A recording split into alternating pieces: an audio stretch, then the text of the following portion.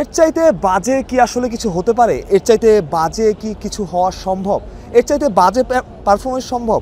এর চাইতে বাজে ইম্প্যাক্ট নিয়ে ব্যাটিং করা সম্ভব? এর চাইতে বাজে অ্যাপ্রোচ সম্ভব না। সবচেয়ে বাজেতম ব্যাটিং ডিসপ্লেটাই আজকে বাংলাদেশ দেখালো এবং একটা সময় মনে হচ্ছিল যে বাংলাদেশ দল আসলে কি খেলছে, কি প্ল্যানিংয়ে নামছে, কারো মাথায় ঢুকছিল না। শেখ মেহেদী হাসান প্র্যাকটিসে আমরা এতদিন দেখেছি তিনি শেষের দিকে ব্যাটিংয়ে আসতেন, পুরনো বলে ব্যাটিং করতেন, শেষ দিকে বোলিং প্র্যাকটিস শেষের পর তখন সময় থাকে তখন তিনি ব্যাটিং করতেন। সেই শেখ মেহেদী হাসানকে শুরুতেই নামিয়ে দেওয়া হলো। নুরুল হাসান সোহান যিনি ফিনিশার হিসাবে খেলবেন, যিনি ফিনিশার, সেই নুরুল হাসান সোহানকে আগে নামায় দেওয়া হলো এবং জাকের আলী অনেক যিনি ক্যাপ্টেন তিনি পরে নামলেন এবং সবার একজনের অ্যাপ্রোচ নামলেন, নেমে তারা 6 মারতে চান, 4 মারতে চান, মনে হচ্ছে টার্গেট 200 রানের উপরে, আমাদের আগে জিততে হবে, রান রেটের হিসেব করতে হবে। 10 ওভার জিততে চেয়েছিল বোধহয় বাংলাদেশ, ব্যাপারটা ছিল এমন। এই যে মানুষগুলো মাঠে খেলা দেখতে আসে 25-30 হাজার মানুষের মধ্যে 70-80% হচ্ছে বাংলাদেশি। কাজ ফেলে, ছুটি নিয়ে, কাজে ফাঁকি দিয়ে, টাকা পয়সা লস করে, এতগুলো টাকা খরচ করে তারা মাঠে খেলা দেখতে আসে। তাদের এই খেলা দেখতে আসে এই ভালোবাসার মূল্য আপনারা কখনো দিতে পেরেছেন?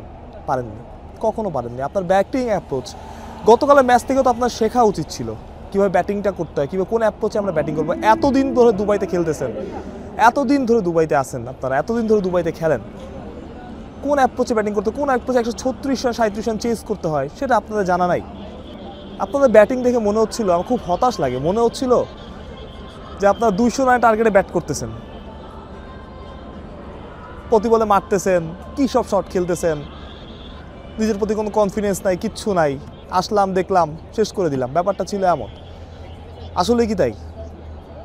আপনাদের কখনো মনে হয় না যে মানে ম্যাচটা জেতা যায়? মানে আপনার আত্মবিশ্বাস ছিল 130 রানের উপরে হয়েছে, তারপরে হয়তো বা ছিল না, হয়তো আত্মবিশ্বাস না থাকার কারণেই আপনাদের এমন পারফরমেন্স। যে ম্যাচটা জেতার ম্যাচ সবাই বলছিল যে এই ম্যাচটা বাংলাদেশ এমনিতেই জিতে যাবে, সেই ম্যাচ বাংলাদেশ এমনিতেই হেরে গেল। এটা আসলে বাংলাদেশ বলেই সম্ভব।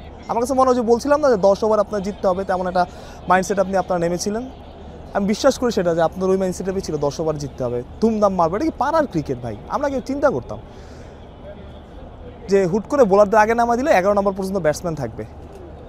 সেটাই আজকে হলো। আপনারাও তাই ভেবেছিলেন আমার কাছে মনে হয় যে 11 নম্বর পর্যন্ত ব্যাটসম্যান থাকবে, 11 নম্বর পর্যন্ত ব্যাটসম্যান ব্যাটিং করবে, 11 নম্বর পর্যন্ত আপনি পুরো লম্বা টেল, ইন্ডিয়ার লম্বা টেল, এত লম্বা যে আমরা 140 রানের কম রান সেটা চেস করতে পারি না, এত লম্বা আমাদের। এশিয়া কাপের ফাইনাল ভাই, ভাবতে পারেন এই জায়গা থেকে যারা এশিয়া কাপের চ্যাম্পিয়ন হতে এসেছে তারা এত বড় সুযোগ কখনো হাতছাড়া করে, কখনো হাতছাড়া করতে পারে? আমার কাছে মনে হয় না। ইন্ডিয়ার সাথে আপনি ফাইনাল খেলবেন রবিবার দিন, দুবাইতে ফুল হাউস মানুষ থাকবে, কত কিছু, কত আশা, কত মানুষের কত আশা। মানুষজন এমন অনেক মানুষ ছুটি নিয়ে রেখেছে, তাদের মূল্য দিলেন। আমি আসলেই হতাশ, আর কিছু বলার নাই। দুবাই থেকে মাহফুজ প্রত্যয়, বিডি ক্রিক টাইম।